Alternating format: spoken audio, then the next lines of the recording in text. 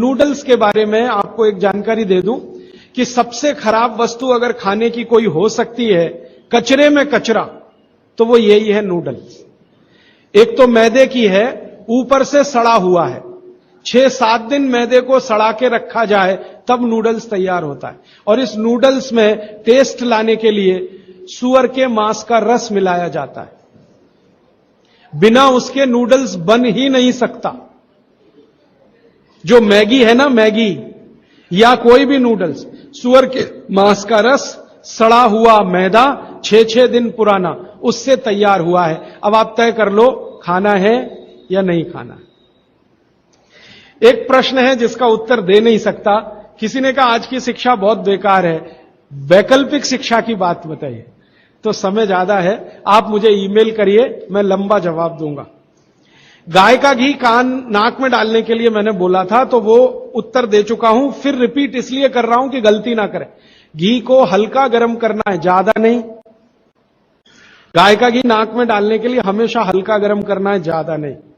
और एक ही बूंद एक नाक में, दूसरी बूंद दूसरी नाक।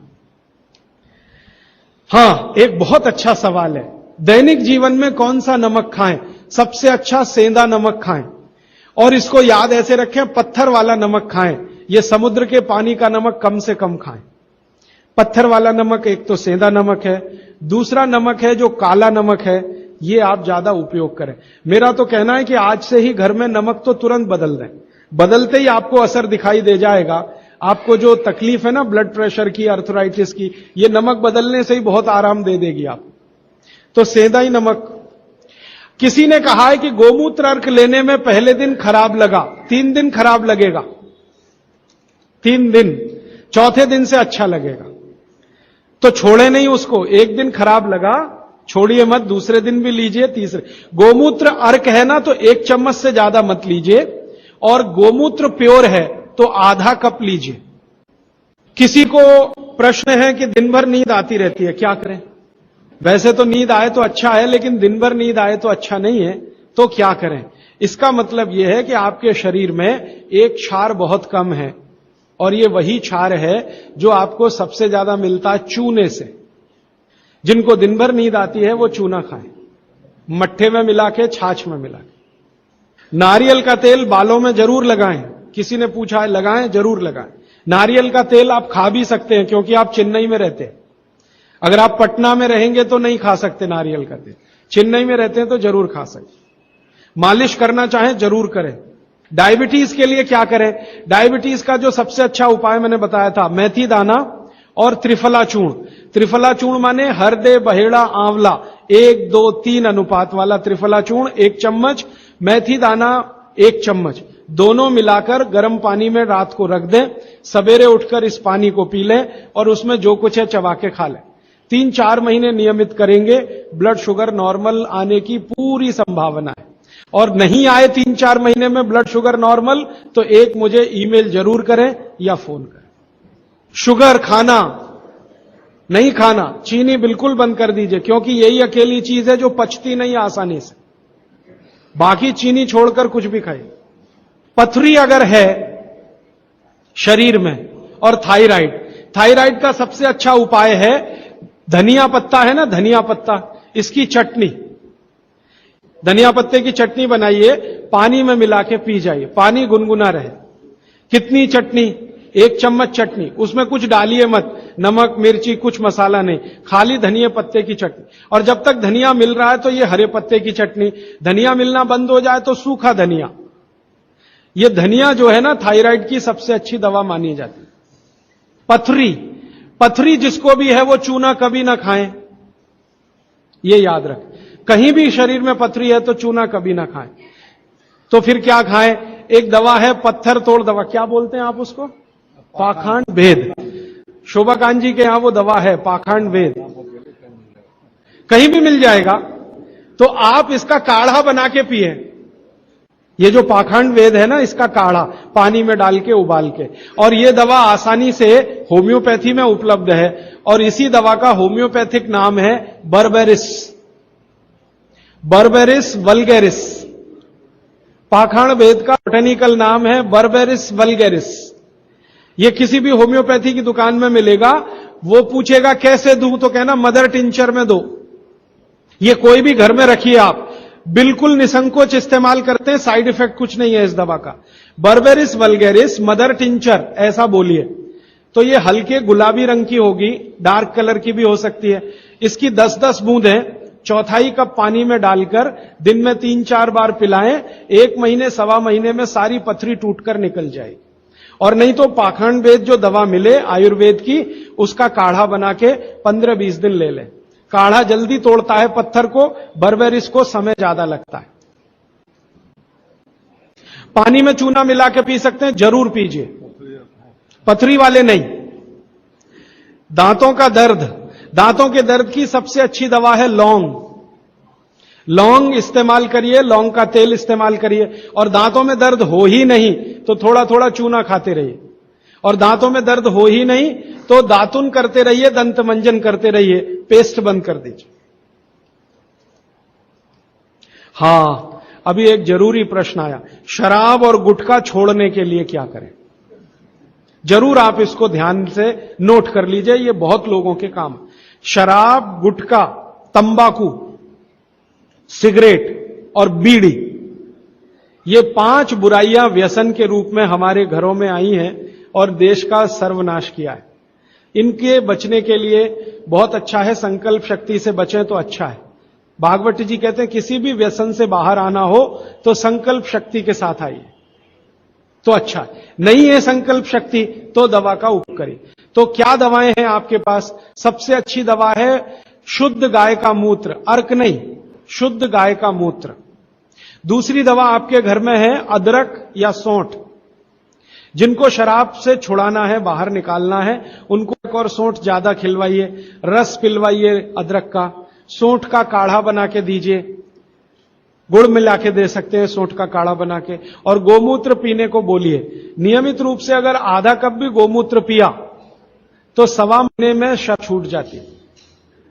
शराब जो पीते हैं, बीड़ी सिगरेट जो पीते हैं, उनके शरीर में एक केमिकल बढ़ जाता है, उसका नाम है सल्फर।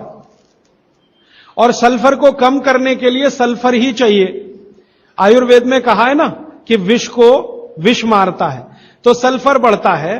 तो सल्फर कम करने के लिए बाहर से सल्फर चाहिए, और बाहर का सबसे अच्छा सल्फर गोमूत्र में है।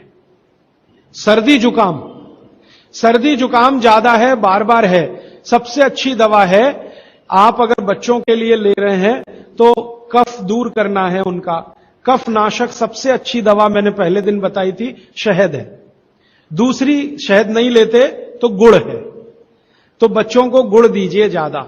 एक उनको चूना भी दे सकते हैं, चूना कफ का भी नाश करता है, वात का तो करता ही है, कफ का भी करता, तो चूना दे सकते हैं। गाय का घी नाक में डाल सकते हैं। हल्दी जबरदस्त कफ नाशक है, तो दूध में हल्दी मिलाकर दीजिए।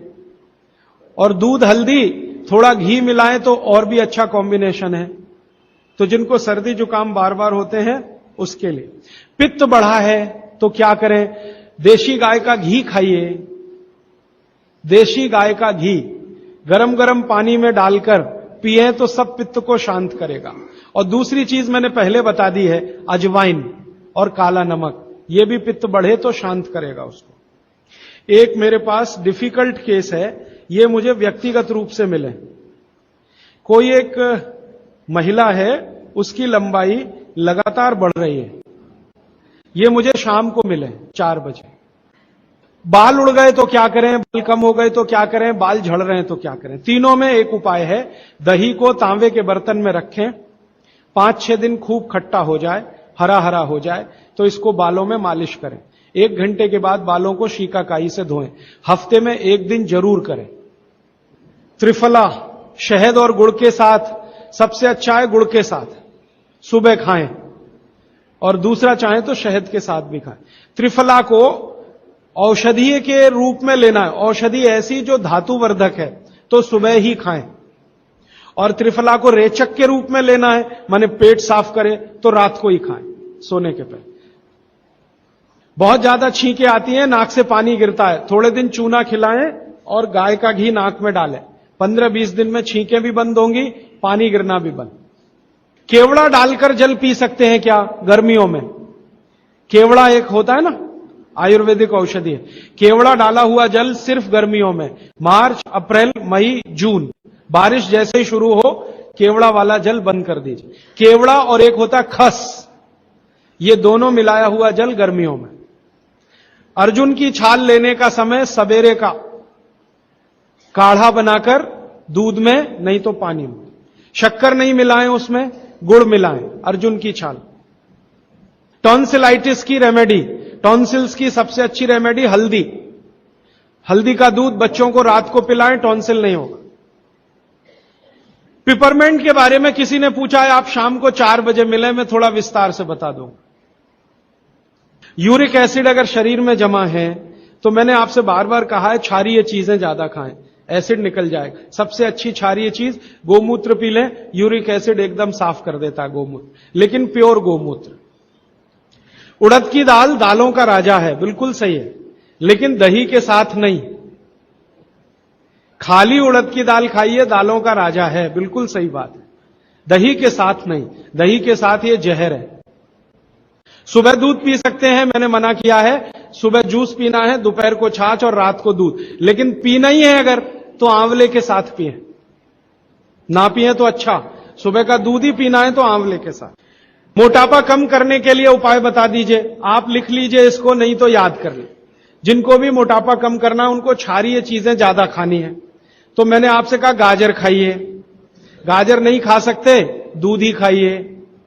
अब खाएं कैसे? गाजर को कद्दूकस में घिसिए और उसके लच्छे बनेंगे। फिर थोड़ी एक और क्षारीय चीज आपको आजकल उपलब्ध है, सेब।